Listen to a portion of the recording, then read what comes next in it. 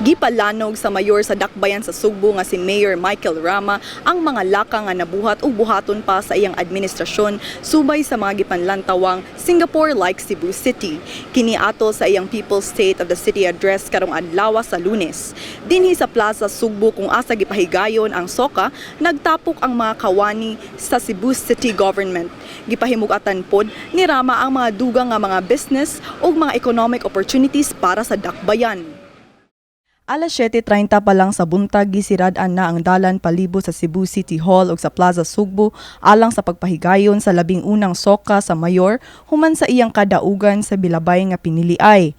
Gawas sa mga empleyado ug mga opisyal sa Cebu City Government, imbitado sab ang mga representante sa mga grupo sa persons with disability ug mga senior citizens.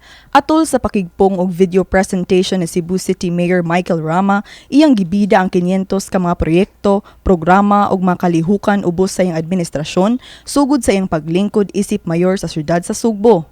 Sa giandam nga presentation sa mayor, gisgutan niya ang lain-laing programa ubos sa iyang pamunuan, gikan sa kalambuan sa patigayon, igong supply sa tubig, pabalay, urban ug upland development, programa alang sa kalikupan, panglawas, cultural and historical development, infrastruktura, lakip ang traffic management ug uban pa. Mipadayag sab sa pagsuporta ang uban pang mga opisyal ug bisita nga mitambong sa soka ni Rama. Well, it was a really great event today, but you can see that there's a lot of audiovisual accomplishments of the city.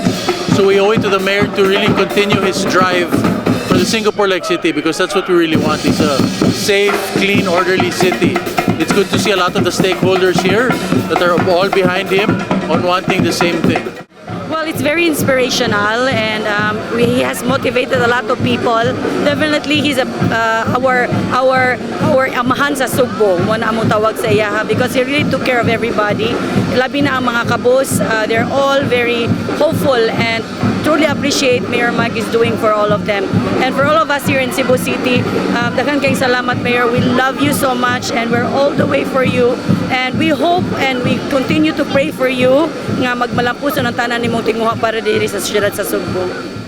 Well, I could say it was quite an excellent presentation. No? It was first time that we were all surprised nga mas daghan gyud ang AVP, which is very clear. No?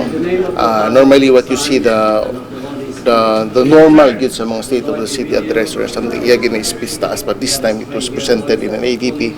It was very clear, no? And visualized yung tanan, makita gyud unsay nahimo, unsay umaabot nga atong maabot diri sa atong siyudad sa Sugbo. Sa iyahang pagkikpulong ganina, inspiring po kayo ang iyahang mga pulong o sa dagan sa development sa siyudad. Gihanain niya ang mga programa sa Cebu City, Singapore-like. Muna yung ipasayas ganina. Ug katong mga proyekto pa nga iyang ipangandoy sa dakbayan, pa yung ipadayon dyan. Giklaro hinuon sa mayor nga ang tabang sa matag Sugbuanon mo'y labing gikinahanglan aron makabot ang Singapore-like Cebu City. A journey to 1,000 miles. Start with the first step. And that's why I keep on telling, please, don't be skeptics, fault finders, non-believers, doubters. Because what we need, not in Cebu City alone, our country.